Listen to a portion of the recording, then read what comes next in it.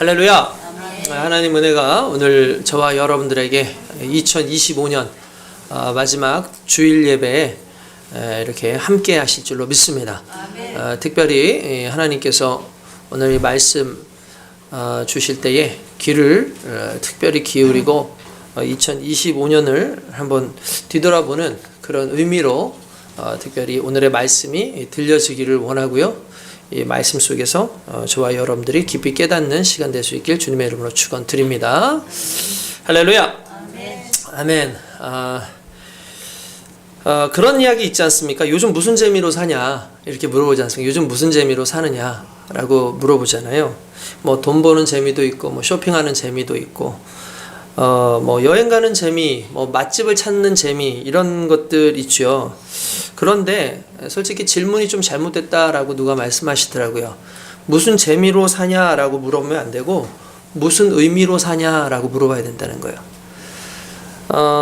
여러분 솔직히 뭐가 그렇게 재미있겠습니까? 70년, 80년, 뭐 길어도 100년 안팎으로 사는 짧은 인생입니다. 그걸 재미로 살려고 그러면 솔직히 참 재미없어요, 인생은. 그렇죠? 인생은 참 일도 많고 여러 가지 상황도 많기 때문에 인생 자체가 그렇게 재미있는 거 아닙니다. 그런데 그런 의미로 본다면 여러분들한테 한번 전에 말씀드렸어요. 바둑 두는 사람들 이야기한 적 있었죠. 바둑 두는 사람들은 바둑 다 두고 나면은 다시 똑같이 둡니다. 그걸 혼자서 집에 가가지고 그걸 혼자 둬요. 그냥 거기서 두는 사람도 있고요. 그러면 중요한 건 바둑알이 얼마나 많습니까? 바둑알도 많고 그 수도 엄청나게 많은데 정확하게 똑같이 그걸 놔요. 그러면 참 희한하잖아요. 우리 같은 사람들은 어떻게 저거를 기억해가지고 놓지? 순서가 좀 바뀌어가지고 놓지 않겠나? 라는 생각을 하는데 이게 가능한 이유는 한 수 한 수가 의미 있는 돌이었기 때문이라는 거예요. 우리가 일반적으로 그걸 복귀한다라고 얘기를 하는데, 그러니까 바둑을 두면서 그냥 두지 않잖아요. 내가 요걸 뒀을 때 저 사람이 뭘 넣어요. 그러면 머릿속에서 정말 잘하는 사람은 이미 10수, 20수를 다 본다 그래요. 이 사람이 뭘 다음에 두고. 그러니까 돌을 하나 둘 때 그냥 대충 여기다 두는 게 아니에요. 그냥 둘 때에도 이 사람이 여기로 오면 그 다음에 여기로 오겠지 해가지고 의미를 가지고 두는 거예요. 그러니까 중요한 건 왜 기억이 나느냐? 재미로 살았기 때문에 기억이 나는 게 아니라 의미를 가지고 살았기 때문에 기억이 난다라고 이야기할 수 있는 거죠. 그러니까 대충 산 것이 아니라는 거예요. 여러분 우리 인생 가운데 우리가 인생을 자꾸 재미로 살려고 그러면 재미는 금방 잊어버리잖아요. 어떤 상황에서 그냥 잊어버리고, 뭐 솔직히 재미있는 일들이 한두 개가 아니지 않습니까? 그냥 뭐 인스타그램을 본다든지 또는 이제 유튜브를 본다든지 아주 그냥 짧게 지나가는 재미있는 것들 상당히 많거든요. 그런데 중요한 거 기억나지도 않아요. 그죠? 그렇지만 우리 삶 가운데 어떤 상황에서 의미를 두고 그 일을 했을 때는 시간이 지나도 기억이 난다는 거죠. 여러분들 2025년 여러분들 기억에 남는 게 뭐가 있습니까? 여러분들을 움직일 수 있는, 또 여러분들에게 나름대로 지금 다시 그걸 이야기해봐라 라고 했을 때 정확하게 이야기할 수 있는 것이 과연 무엇이었을까? 좀 생각해 볼 필요가 있지 않나 라는 그런 생각을 해봅니다. 길지 않은 인생입니다. 우리가 다시 말하자면 재미로 살아가는 것이 아니라 의미로 살아가야 되는데, 의미는 부여되지는 거죠. 간단하게 말해서 내 스스로 이걸 잘 살아야지 라고 하는 것도 있겠지만, 하나님께서 주신 사명 감당하는 거, 하나님께서 맡겨주신 거 감당할 때 그때 가슴이 더 뜨거워지고 그때 행복이 더 넘치는 거거든요. 그래서 여러분 인생은 대충 살지 마십시오.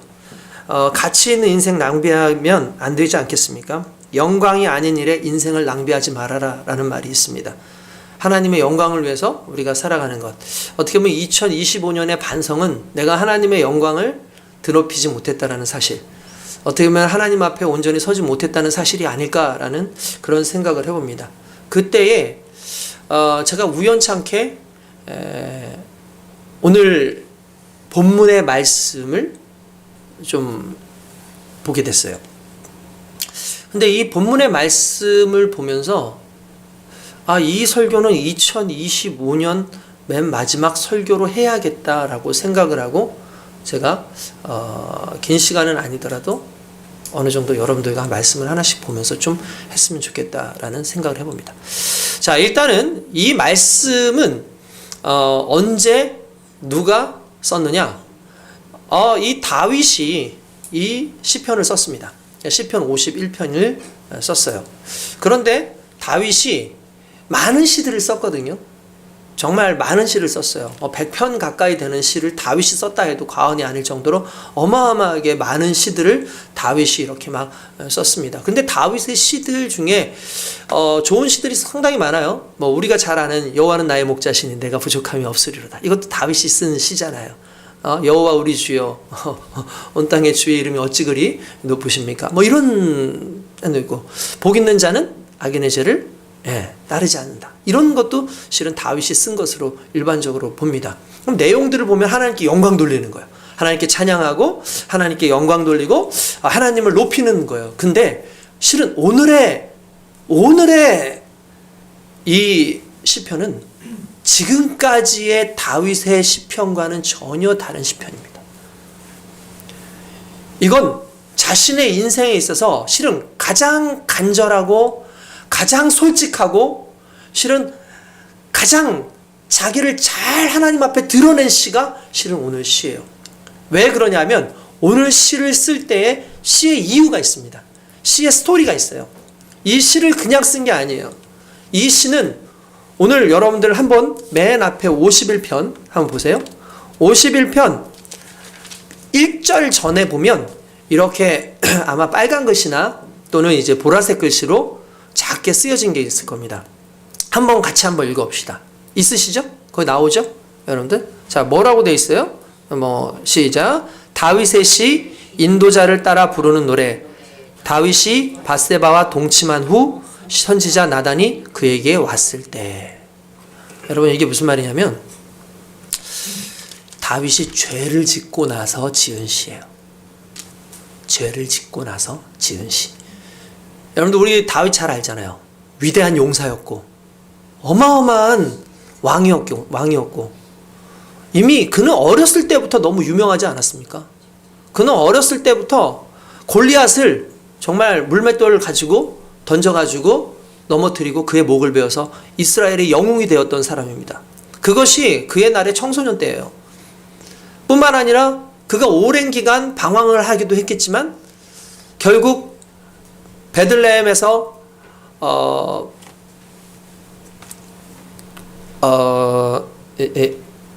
우리가 제가 갑자기 단어가 생각이 안 나는데 아무튼 유다 지역에서 왕이 되고 그 다음에 사울이 죽고 나자마자 이스라엘을 통합해서 이스라엘의 통합왕이 된 사람이 바로 다윗입니다. 그랬던 다윗이 항상 기도하던 사람, 심지어 뭔가 일을 하나 하려고 그러면은 우림과 둠밈이라 그래가지고 제사장의 옷에서 이렇게 꺼내서 항상 제비를 뽑아요. 하나님 갈까요 말까요? 할까요 말까요? 항상 이랬던 사람이에요. 모든 일을 하나님의 뜻 가운데서 했고 심지어 사울이 자기를 죽이려고 하는 사울이 같은 동굴 안에 딱 들어와 있습니다. 자기가 숨어 있는 줄도 모르고 거기에서 사울이 피곤하니까 동굴 안에 잠깐 쉬고 있는데 그가 나와가지고 그냥 칼로 목만 거버리면 그는 이스라엘 왕이 될 수 있고 사울을 죽일 수도 있어요. 그런데 그는 그렇게 하지 않습니다. 왜냐하면 하나님은 그걸 기뻐하지 않으셨거든요. 하나님이 세우신 자를 그가 좀 잘못했다고 해서 내가 징벌하고 내가 징계하는 것은 옳지 않다 그래서 그의 물병과 그의 칼만 가지고 나옵니다.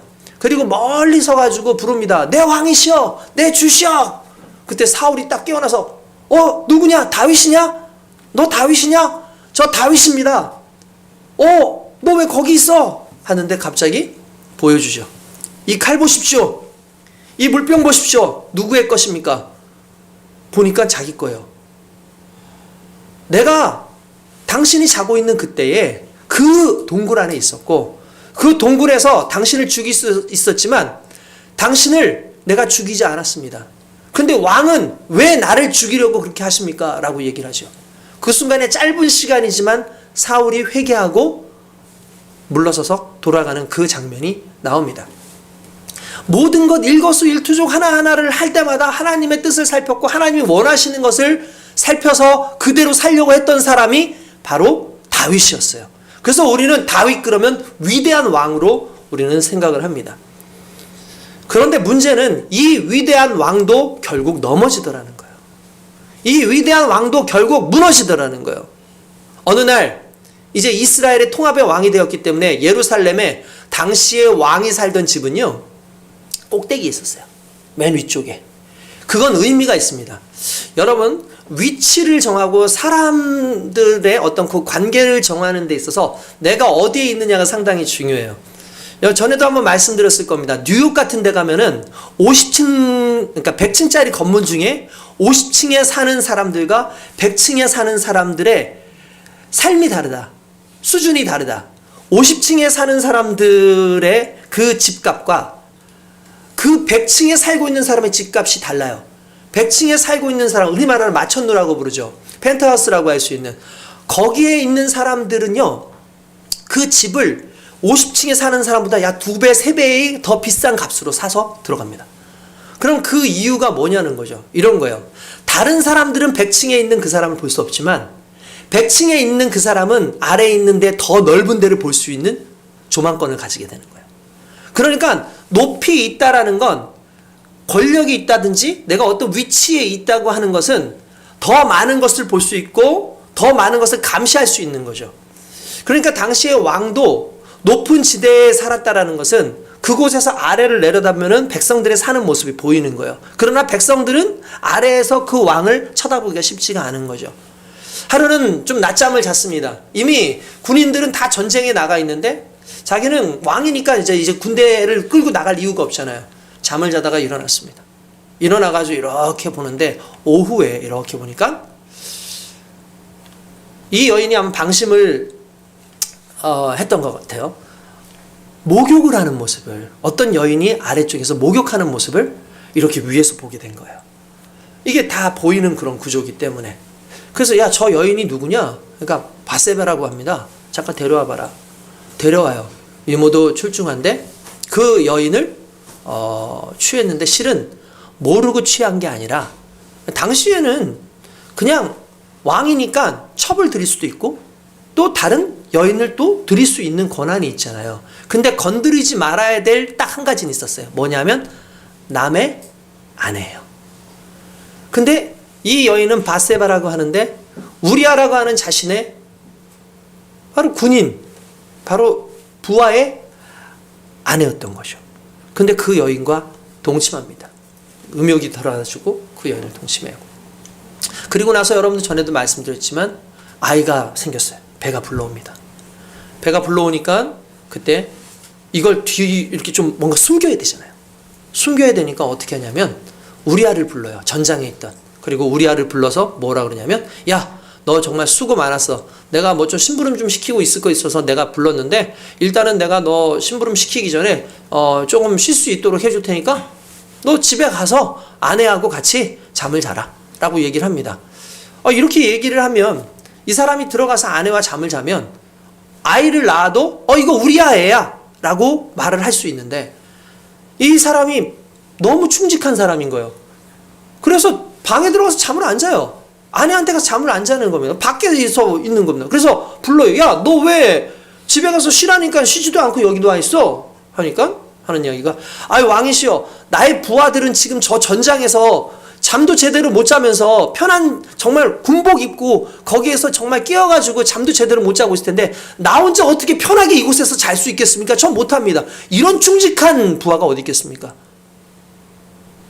그때 다윗이 자기의 계획대로 되지 않는 것을 보고 편지를 하나 써줍니다. 그리고 이렇게 합니다. 이 편지는 너의 상관, 가자마자 너의 상관에게 보여줘 라고 이야기를 합니다.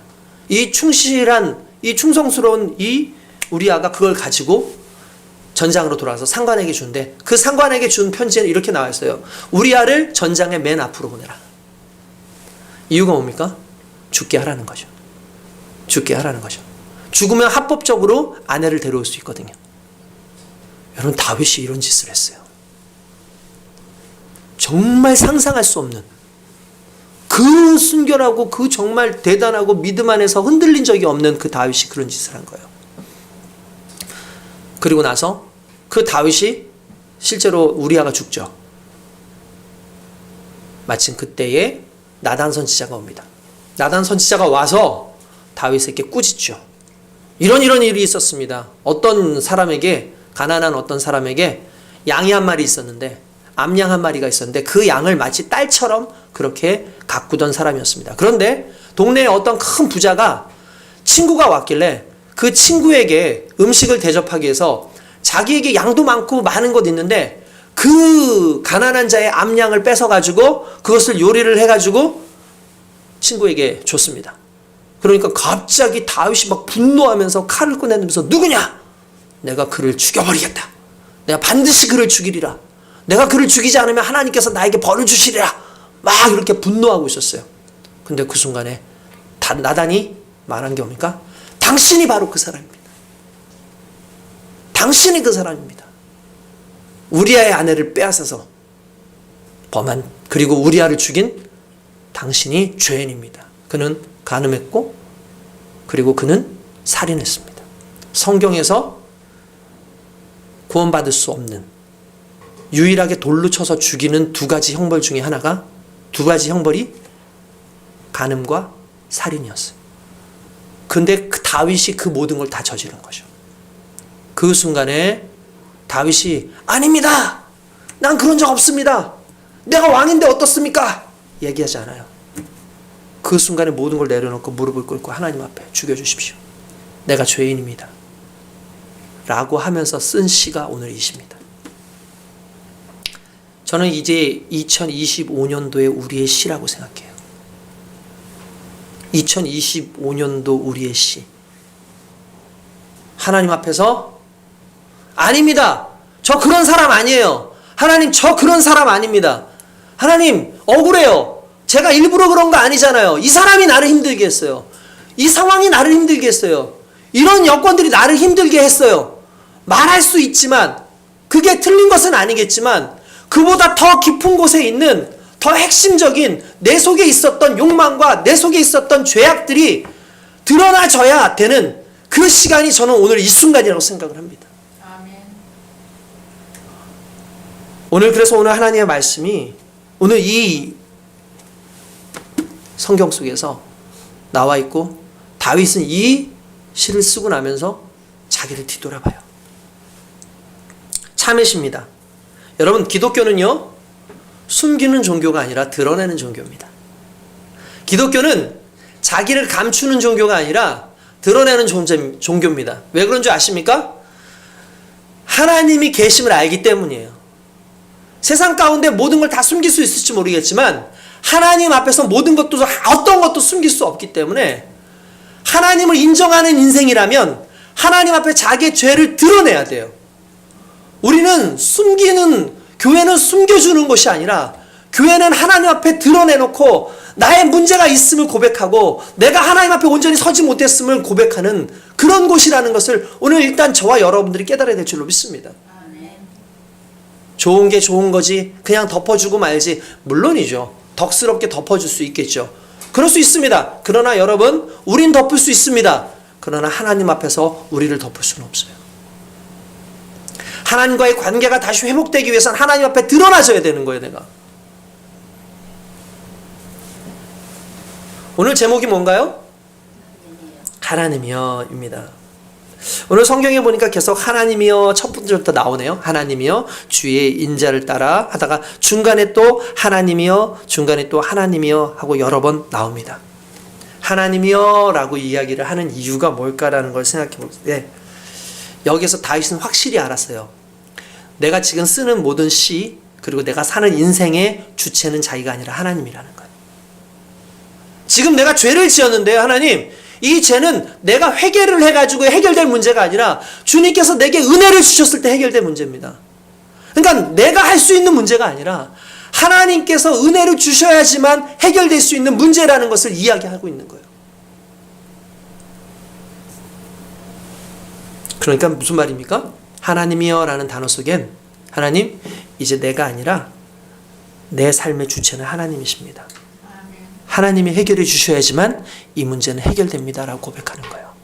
회개는 내가 나에게 스스로 그래 내가 잘못했지 내가 이렇게가 아니라 하나님 앞에 하나님 내가 죄인입니다라는 걸 고백하는 게 회개라는 겁니다. 2025년도에 우리가 기본적으로 이 문제로 하나님 앞에 나아가야 돼요.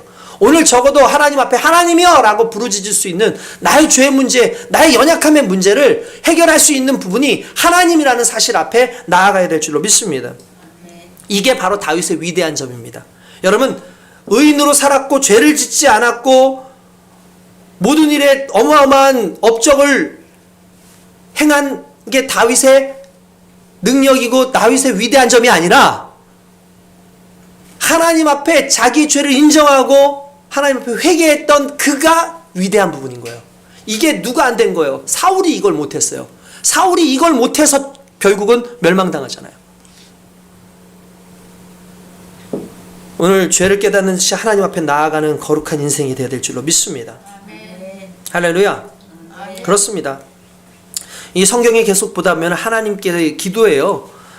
특별히 3절 보면 무릇 나는 내 죄가를 아오니 내 죄가 항상 내 앞에 있나이다 라는 단어를 씁니다. 여러분, 가장 중요한 건 그거예요. 내 죄를 아는 거. 여러분, 죄를 짓는 이유 중에 하나가 뭐냐면 이게 죄인 줄 몰라서 죄를 짓는 사람들이 상당히 많아요. 이게 죄인 줄 몰라서. 그런데 이게 죄라는 사실을 아는 게 은혜예요. 왜냐하면 회개할 수 있거든요. 죄라는 걸 모르면 회개하지 못해요. 오늘날 수많은 죄악들이 많습니다. 오늘 여러분 살아가는 인생 가운데 이것도 죄고 저것도 죄고 저것도 죄인데 이게 죄인 줄 모르고 살아가는 사람들 많아요. 돈을 사랑하는 것도 죄입니다. 음란에 빠지는 것도 죄죠. 서로 시기하고 질투하고 서로 미워하는 것도 죄라고 분명히 성경은 이야기하고 있고요. 하나님 앞에 기도하지 못하는 것도 죄라고 얘기하고 있어요. 하나님의 말씀대로 살지 못하는 것도 죄라고 얘기하고 있어요. 그러니까 죄가 너무나 많아요. 근데 중요한 건 뭐냐면 죄인 줄 모르고 산다는 거예요. 그러니까 더 죄를 담대하게 지어요. 지금 아마 올해 1월 1일 이제 12월 31일 딱 치고 나서 1월 1일이면 성인이 되는 친구들이 몇 명 있습니다. 우리 뭐 상현이 같이 오늘 온다고 꼭 약속했지만 몇 주 전부터 약속했지만 몇 주 동안 계속해서 약속을 지키지 않는 우리 양준이나 이런 친구들, 뭐 신혁이 뭐 이런 친구들 다 성인이 될 겁니다. 아이들한테 물어봐요. 이 친구들 말고 성인이 되면 제일 먼저 하고 싶은 게 뭐냐? 술을 진탕 먹고 싶대요. 성인이 되면은 클럽을 가고 싶다. 그 성인이 되면 뭐냐? 그때는 뭐 담배도 한번 좀 시원하게 한번 펴보고 싶다. 또 저기 성인이 되면 뭘 해보고 싶냐? 여자친구를 사귀어서 남친구를 사귀어가지고 멋있는 호텔에서 거기에서 남자친구와 여자친구와 함께 즐기면서 그 호캉스를 하고 싶다 라고 이야기를 해요. 성인이 되면 제일 먼저 죄를 짓고 싶습니다. 성인이 되면 제일 먼저 악을 행하고 싶습니다. 성인이 되면 제일 먼저 하지 말라고 한 것을 하고 싶습니다. 여러분, 제가 다른 얘기를 하는 게 아니에요. 성인이 돼야 되는 이유가 그거예요. 성인이 되어야 되는 이유는 지금까지 법적으로 보호했던 것을 풀어놓았기 때문에 내가 하고 싶은 것. 죄를 우리는 어떻게 짓는 줄 아십니까? 하지 말라고 했기 때문에 안 짓는 거예요. 하지 못하게 했기 때문에 안 짓는 거예요. 내가 하기 싫어서가 아니라 내가 하면 안 되는 데가 아니라 그거 하고 싶은데 못하게 했기 때문에 그걸 죄가 그걸 문제라고 생각을 하는 거예요. 여러분, 뭔가 잘못돼도 엄청나게 잘못된 거 아닙니까? 성인이 되면 뭘 하겠습니까? 저는 성인이 되면 내가 청소년이라서 할 수 없었던 하나님께 영광 돌리는 어떤 삶을 살아보고 싶습니다. 내가 누군가에게 성인으로서 도와줄 수 있는 것을 돕고 싶습니다. 내가 성인으로서 정말 주체적으로 내가 믿음을 가지고 하나님 앞에 나아갔으면 좋겠습니다. 이전까지는 부모님한테 끌려서 교회를 왔는데 이제는 내가 성인이기 때문에 자발적으로 내가 교회에 나와서 하나님께 예배드리는 좀 하나님과의 관계의 회복이 좀 있었으면 좋겠습니다. 근데 이게 아닌 거죠. 왜 그런 줄 아십니까? 죄인 줄 몰라요. 우리가 문제가라는 걸 몰라요. 더 강렬하죠. 죄는 더 유혹적이에요. 그래서 다윗이 말하는 게 그겁니다. 내 죄과를 내가 아오니 그때 내가 회개가 나옵니다. 여러분, 우리가요 살아가는 인생 한번 뒤돌아보자고요. 의미 없이 사니까 그래요. 그런 모습으로 살아가니까 그래요. 내가 주께만 범죄하여 주의 목전에 악을 행하였사오니 주께서 말씀하실 때 의로우시다 하시고 주께서 심판하실 때 순전하시다 하리이다. 무슨 말입니까? 내가 주께만 범죄했습니다. 무슨 말이냐면 내 인생 가운데 내 범죄를 모르시는 게 없습니다. 나는 내가 죄인지도 몰랐고 저 사람도 그게 죄인지도 몰랐고 저 사람이 나를 죄인인 걸 모르고 있지만 그러나 하나님은 아시기 때문에 나는 하나님 앞에서는 범죄자입니다. 라고 말하는 게 다윗의 인생이었어요.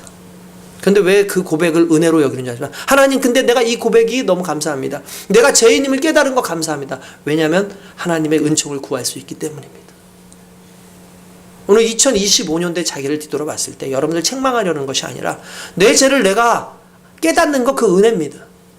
여러분들 마음 가운데 가슴 속에 그 은혜인 거예요. 특별히 여기 여러분 보면은 7절에 보세요. 우슬초로 나를 정결하게 하소서 내가 정하리이다. 나의 죄를 씻어서 내가 눈보다 희리이다. 우슬초가 뭐냐면은 원래는 그 소 무릎 있죠. 소. 우슬. 우가 뭐냐면은 이제 소를 우잖아요. 이게 똑같이 써요. 소 무릎처럼 생겼다 그래가지고 우슬이라고 얘기를 하는데 실은 이게 우슬초는 끝부분이 이렇게 좀 스펀지처럼 돼 있어요. 그래서 제사장들이 제사를 드릴 때 물하고 새의 피를 섞거든요. 그러면 그걸 이렇게 찍어가지고 이렇게 뿌려요. 흔히 말하는 이렇게 뭐랄까요?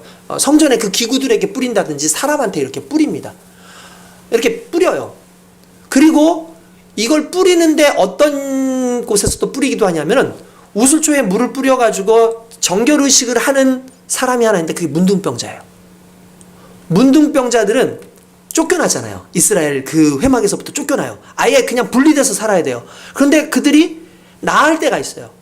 나아가지고 돌아오면 정결의식을 하기 위해서 우슬초로 뿌려주는 거예요. 일설에 의하면 다윗이 하나님 앞에 그 죄를 짓고 문둥병에 걸렸다라는 이야기가 있어요. 그래서 하나님 앞에 나를 치료하여 주소서라는 그 의미로 우슬초라는 말을 썼다고도 얘기를 합니다. 그거는 유대 문헌에서 내려오는 하나님 이야기예요. 그런데 그것이 정확한지는 잘 모르겠어요. 근데 적어도 이런 생각은 있겠죠. 자기가 문둥병자와 같은 그런 처지다. 영적으로. 여러분 이야기했죠. 문둥병의 특징이 뭐라 그랬어요? 자각하지 못하는 거예요. 자기의 아픈 걸 자각하지 못해요. 자기의 세포가 죽어가는 걸 자각하지 못하기 때문에 썩어도 썩는 줄도 모르는 거예요. 그게 문둥병이거든요. 마찬가지예요. 죄를 지었는데 죄인 줄 자각을 못해요. 그러면 그게 영적 문둥병이에요. 적어도 다윗이 우슬초로 나를 정결하게 하소서라는 마음은 주여 내가 이 죄악의 문둥병에서부터 벗어나길 원합니다라는 고백이라는 거죠. 오늘 저와 여러분들이 자각하지 못하는 이 부분에서 벗어날 수 있길 주님의 이름으로 축원드립니다. 이러한 모든 것들이 왜 일어나겠습니까? 결국 인생이 원죄, 결국 모든 백성들이 태어날 때부터 죄를 가지고 있기 때문에 죄의 속성들이 끊임없이 드러나는 거예요. 그게 오늘 본문에 나오는 5절 내가 죄악 중에 출생하였으며 어머니가 죄 중에서 나를 잉태하였나이다. 무슨 말입니까? 나는 죄에서부터 멀어질 수 없는 존재입니다 라는 거예요. 무슨 말이냐면 여러분 이런 거예요. 우리는 죄를 필연적으로 죄를 지을 수밖에 없는 존재처럼 현재 태어났어요. 그럼 죄를 지면 되는 거냐? 아니죠. 죄를 지면 지옥 가죠. 그러니까 이 죄의 문제를 해결하기 위해서 그리스도 예수께서 오신 거잖아요. 근데 자기를 고백해요. 내 원죄가 결국 자범죄를 만들어내네요. 나의 그 원죄가 결국은 또 다른 죄악들을 양산해내네요. 그러니까 여러분 중요한 게 그거예요. 여러분들의 인생의 첫 단추가 뭐냐를 좀 볼 필요가 있어요. 첫 단추 잘못 깨면 맨 마지막에도 잘못 깨지는 것처럼 우리 인생 가운데 여러분들의 원죄의 문제, 하나님의 구원의 놀라운 그 은혜를 경험하는 문제가 없으면 그 다음부터 계속해서 반복해서 죄를 지을 수밖에 없어요. 이게 상당히 중요한 겁니다. 그러면서 여기에 상당히 중요한 부분이 있어요. 자, 한번 여러분 봅시다. 같이 읽어봅시다. 자, 10절부터 12절까지 시작. 하나님이여 내 속에 정한 마음을 창조하시고 내 안에 정직한 영을 새롭게 하소서. 나를 주 앞에서 쫓아내지 마시며 주의 성령을 내게서 거두지 마소서. 주의 구원의 즐거움을 내게 회복시켜 주시고 자원하는 심령을 주사 나를 붙드소서. 아멘. 여러분, 이 말씀이 여기에 핵심입니다. 왜 핵심인지를 지금부터 설명을 할게요. 잘 들어보세요. 여러분, 간음죄 그리고 살인죄, 그는 간음죄와 살인죄를 지었어요. 성경에서 오늘 그의 문제가 섹스 중독자였다. 그의 문제가 권력 집중적인 사람이었다. 그래서 그는 그렇게 죄를 짓고 그래서 남의 여인을 취하고 이렇게 했다라고 성경이 이야기하지 않아요. 성경은 이 시안에서 중요한 건 다윗의 성적 문제, 성적 타락을 이야기하려고 하는 데 있지 않고 다윗의 어떤 살인의 문제를 이야기하려고 한 게 아니라 실은 이건 하나의 결과인 거예요. 결과. 왜 그가 그렇게 섹스에 심취했을까? 왜 그가 그렇게 권력에 심취했을까? 그래서 사람을 죽였을까? 우리는 자꾸 그게 노출돼서 그런 거 아닙니까? 오늘날 여러분 그거 있잖아요. 컴퓨터 안에 수많은 핸드폰 안에 우리 청소년들 보고자 하면은 볼 수 있는 정말 포르노가 얼마나 많은지 모릅니다. 그거에 탐닉해가지고 왜 그렇게 할까? 이유가 뭘까? 왜 게임들을 그렇게 할까? 존 파이퍼라는 목사님이 설교를 하시면서 이 얘기를 했는데 제가 충격을 받았어요. 맞구나 라고 한 게 있었어요. 그게 뭐냐 하면 보세요. 12절. 주의 구원의 즐거움을 내게 회복시켜 주셨어. 무슨 말일까는 구원의 즐거움이 사라졌기 때문이에요. 구원의 즐거움이 사라졌어요. 구원받았을 때의 그 즐거움이 사라졌어요. 그러니까 또 다른 즐거움을 찾는 거예요. 섹스, 권력, 돈, 집을 넓혀 나가고 좋은 옷을 사 입고 좋은 위치에 가기 위해서 공부하고 그게 즐거움이 돼가는 거죠. 왜요? 구원의 즐거움이 사라졌기 때문이에요. 그래서 다윗이 구원의 즐거움을 회복시켜 주소서라고 이야기하는 겁니다.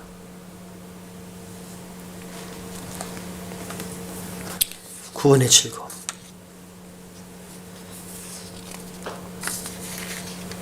여러분 즐거움이 사라지지 않았나요? 저 여러분들 보면서요, 여러분들의 얼굴에 우울함을 느껴요. 예배 드리는 이 순간에도 여러분들 얼굴에 기쁨이 없어요.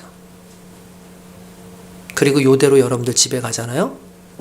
짜증과 원망과 불편으로 살 거고, 이 짜증나는 상황, 이 불편한 상황, 이 힘든 상황을 잠시라도 잊기 위해서 여러분들은 핸드폰을 켤 겁니다. 여러분들은 게임을 할 겁니다. 여러분들은 술을 마실 겁니다. 여러분들은 나가서 나름대로 여러분들의 즐거움을 위한 일들을 할 겁니다. 그런데 한 가지 아십시오. 왜 그런 거예요? 구원의 즐거움이 사라졌기 때문이에요. 저희 집사님들 제가 봅니다. 저희 권사님들 계실 거고, 또 우리 청년들 모두를 봅니다. 어느 순간부터 구원의 즐거움이 사라져 있을 때가 보여요. 그러니까 항상 세상적인 것에 취해 있어요. 분노가 막 넘쳐요. 왜 분노가 넘칠까요? 구원의 즐거움이 사라졌으니까 분노가 넘치는 거예요.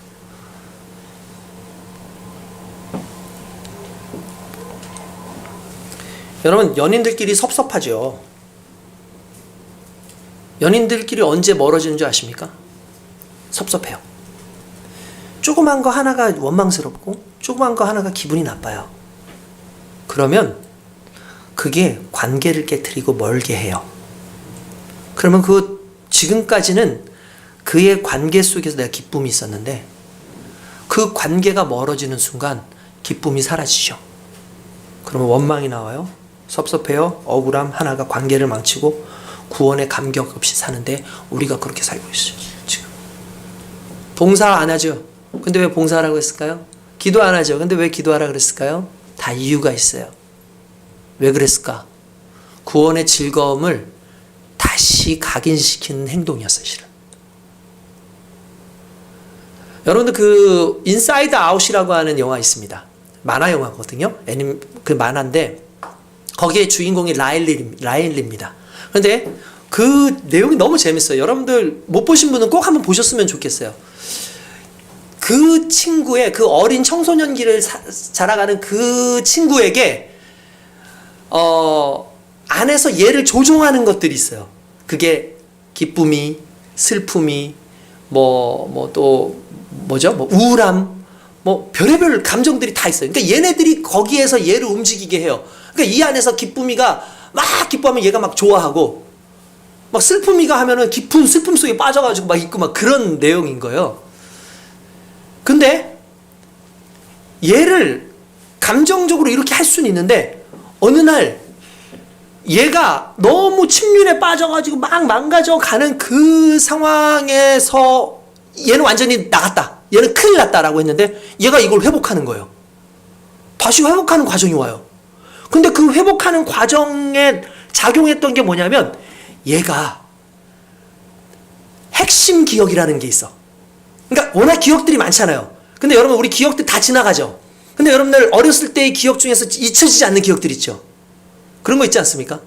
특별히 즐거웠던 기억들은 잊혀지지 않거든요. 엄마랑 같이 처음에 어디 갔던 기억, 아버지가 내가 정말 원하는 무언가를 해줬던 기억, 그러니까 또는 내가 뭔가 성취를 했어. 축구를 잘 못했는데 어떻게 내가 뻥 찼는데 그게 정확하게 들어가서 그날 애들이 나를 야하고 막 소리 질러. 그런 기억들, 이런 걸 핵심 기억들이라고 하는데 놀랍게도 이 핵심 기억들이 얘를 다시 일으켜요. 많은 기억이 얘를 살리는 게 아니라 핵심 기억이 얘를 일으키는 거예요. 그러면 핵심 기억이 일으키면은 그럼 기억이 얘를 일으킨 거냐? 아니에요. 그 기억 속에 숨겨져 있는 즐거움이었어요. 그게 무슨 말이냐면 여러분, 무언가를 생각하잖아요. 그러면은 우리가 옛날에 어떤 좋은 일이 있었어요. 그러면 그 좋은 일이 처음부터 끝까지 다 기억나진 않는데 가끔씩 기억이 안 나기도 하는데 그 기억이 나는 것보다 더 중요한 게 있는데 느낌은 있는 거예요. 감정은 있는 거예요. 그게 무슨 말이냐? 내가 그 일 자체는 기억이 안 나는데 그게 좋았다는 건 알겠어요. 그 느낌이 있어요. 내가 어떤 사람을 만났는데 구체적으로 그 사람하고 별 그것도 없는데 그 사람 만날 때보다 내가 기뻐요. 행복해요. 그래서 그냥 그 사람이 좋아요. 구원의 즐거움이 그런 거예요. 구원받았어요. 하나님 앞에. 내가 하나님께 구원받은 백성이고 그리스도 예수 안에서 구원받은 백성이라서 그게 너무나 기뻤어요. 그런데 어느 순간 구원의 기쁨에 구원이라는 거에 자꾸 집중을 하다 보니까 구원의 즐거움이 점점 사라져. 왜냐면 구원받았다는 것 때문에 뭔가 내가 의무적으로 이런 것들을 해야 된다라는 생각들이 막 들기 시작하거든요. 즐거움이 사라지는 거예요. 그럼 또다시 즐거움을 어떻게 살까? 간단해요. 그 즐거움과 관련된 걸 찾는 거예요. 기억은 사라지만 느낌이 났습니다. 그 감정이 이끌어요. 찬양 왜 할까요? 기도 왜 할까요? 찬양을 통해서 그 기쁨의 감정을 경험하는 거예요, 다시. 기도 왜 할까요? 기도에서 그 하나님과의 만남의 기쁨의 감정을 경험하는 거예요. 사랑을 왜 할까요? 내가 사랑받았을 때의 감정을 내가 사랑했을 때 경험하는 거예요, 다시. 헌신 왜 했을까요? 내가 하나님 앞에서 성도들로 섬김받았던 그때의 그 감정이 내가 헌신할 때 다시 드러나는 거예요. 여러분, 짜증은 왜 날까요? 구원의 핵심 기억이 우리에게 없기 때문에 그런 거예요. 그 즐거움이 없든지 사라졌든지. 그래서 이렇게 얘기죠. 내게 구원의 즐거움을 다시 회복시켜 주시옵소서. 지금은 우리가 구원의 즐거움을 회복해야 될 때입니다. 구원의 즐거움을 회복해야 될 때입니다. 여러분, 구원의 즐거움을 회복해야 돼요. 죽을 수밖에 없는 영원한 지옥 형벌에 갈 수밖에 없는 내가 가장 큰 하나님의 사랑으로 예수 그리스도 십자가의 공로로 이제 더 이상 그런 인생 살지 않는 내 마무리가 하나님 앞에 은혜로 채워지는 그 마무리에 대한 즐거움이 다시 회복되기 위해서 오늘 우리는 기도해야 되고 오늘 우리는 찬양해야 되고 오늘 이 예배 속에서 하나님을 만나야 되는 겁니다. 여러분들 삶 가운데 자꾸 선한 일을 하려고 하십시오. 그래야 선한 하나님을 통해서 즐거움을 겪는다. 더 사랑하려고 하십시오. 자꾸 미워하지 마시고 싫어하지 마시고 더 사랑하려고 더 끌어안으려고 하십시오. 그러면 나를 끌어안으시는 하나님을 더 경험하게 됩니다. 여러분, 우리의 인생을요, 우리가 해결할 수는 없어요. 그래서 성경은 이렇게 얘기해요. 10절에 보면은 하나님이 내 속에 정한 마음을 창조하시고 내 안에 정직한 영을 새롭게 하소서. 자, 여기서 정말 중요한 단어, 창조. 창조는 누구만 할 수 있어요? 하나님만 할 수 있는 거죠. 근데 이렇게 얘기해요. 하나님, 내 안에서 정직한 영을 창조해 주세요. 무슨 말이냐면 고쳐주세요라고 하지 않았어요. 다시 기억나게 해주세요라고 하지 않았어요. 창조해 주세요. 무슨 말이냐면 전 이미 망가진 거예요. 더 이상 이건 의미 없어요. 다시 창조해 주세요. 구원이 그런 거예요. 새 사람이 되는 거. 그건 회개했다고 고쳐졌다고 되는 게 아니라 내가 죽는 거예요. 그리고 나를 다시 만들어 주시는 거예요. 그게 창조거든요. 그 영역을 누구만 할 수 있는 거예요? 하나님만 하실 수 있는 거예요. 하나님만 나를 창조하십니다. 그래서 오늘 하나님이여 라고 말하는 거예요. 하나님께서는 우리의 제사를 원하시는 분, 오늘 여기 여러분들 이렇게 왔을 때 성경은 그런 얘기예요. 하나님은 양 드리는 거 기뻐하시고 소 잡아서 드리는 거 기뻐하실 것 같지만 아니다. 하나님이 기뻐하시는 건 상한 심령이다. 무슨 말이냐면 내 마음 가운데 상한 심령이 있어요. 애통하는 마음이 있어요. 하나님 나를 불쌍히 여겨주세요. 이게 하나님께 드리는 나의 가장 큰 제물이에요. 하나님 앞에 회개하는 게 제물이에요. 나의 죄의 요소를 끊는 거예요. 그래야 하나님께서 예배를 받으세요. 여러분들 언제부터 예배의 기쁨이 사라졌습니까? 마음 가운데 분노가 있죠. 미움이 있죠. 짜증이 나죠. 원망이 나죠. 교회 하나 오는 것도 원망이 나고 왜 와야 되는지 모르겠는데 당연히 기쁨이 없죠. 하나님 예배를 드리는데 하나님 예배 받으실까요? 받지 않으시죠. 받지 않으시는 예배에 기쁨이 있을까요? 기쁨이 있을 수 없죠. 여러분들이 만약에 기쁨 없이 집으로 돌아가고 있다면 그것은 다른 게 아닙니다. 오늘 하나님을 만나지 못한 거예요. 그리고 하나님을 만날 생각이 없는 거고요. 그리고 하나님 앞에 여러분들의 그 모든 감정들을 내려놓을 마음이 없는 거예요. 오늘 회복되어지길 원합니다. 부둥켜 안고 있어봤자 결국 죽는 건 나죠. 오늘 저와 여러분들이 2025년도 하나님 앞에서 회복돼야 될 것은 결국 구원의 즐거움이구나 라는 것을 깨닫고 다시 하나님 앞에 무릎 꿇는 그런 귀한 삶을 사시길 주님의 이름으로 축원드립니다. 기도하겠습니다.